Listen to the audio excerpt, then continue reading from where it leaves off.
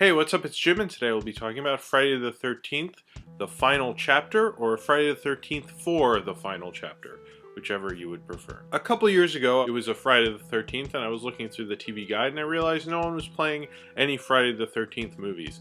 Thus, it inspired me to every Friday the 13th release a review of a Friday the 13th movie in sequential order. So, this is the fourth Friday the 13th that I have done this. And so I am up to part 4. Two things about this Friday the 13th.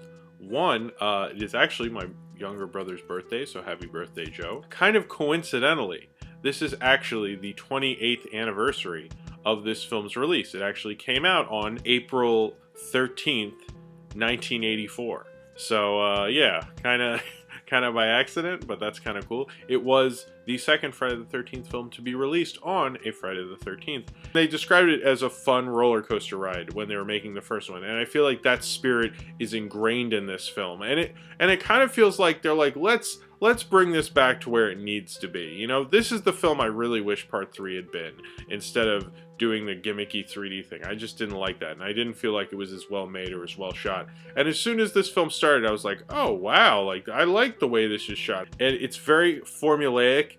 You know, at this point we know all the rules to a Friday the 13th movie. It's a really kind of well built, kind of well-made Friday the 13th sequel. Even though this is called the final chapter, they made about 8 more Friday the 13th movies, so this was clearly not the final chapter.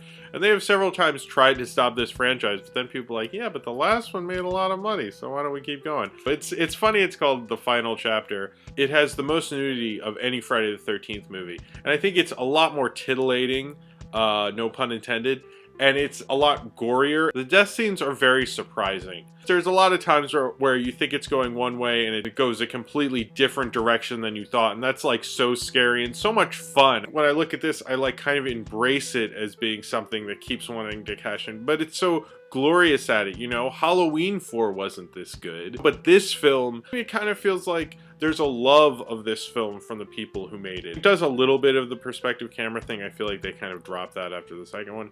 But there's one point where you feel like you're following Jason's POV and you see the camera walk past this girl and you just see her shadow, and then you see the shadow of Jason while the camera's moving. It's like, I love that playfulness. Harry Manfredi's score in this is probably like one of the better scores of the franchise, you know, because it's not the minimalist score of the first one that's very typical of the slasher genre.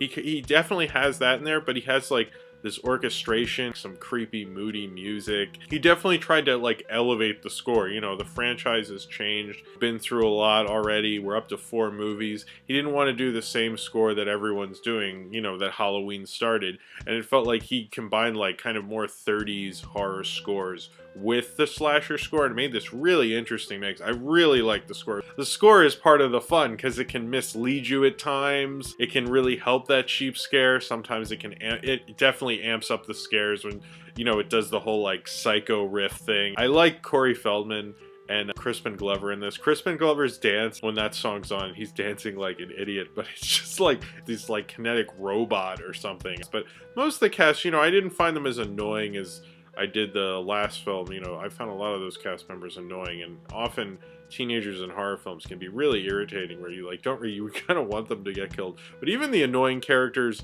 in this cast I actually kind of like. I actually did get a little attached to them, and they're a lot hornier and more naked, and I think that's, you know, that's like kind of something you want from a slasher movie also. Sometimes, you know, formula and convention can often be a bad thing. But in the case of Friday the 13th, the final chapter, I think it really works for it, and it's kind of fun, and I had a blast with this movie, and that's what I want from a Friday the 13th movie. Interestingly enough, the body count in this film is 13.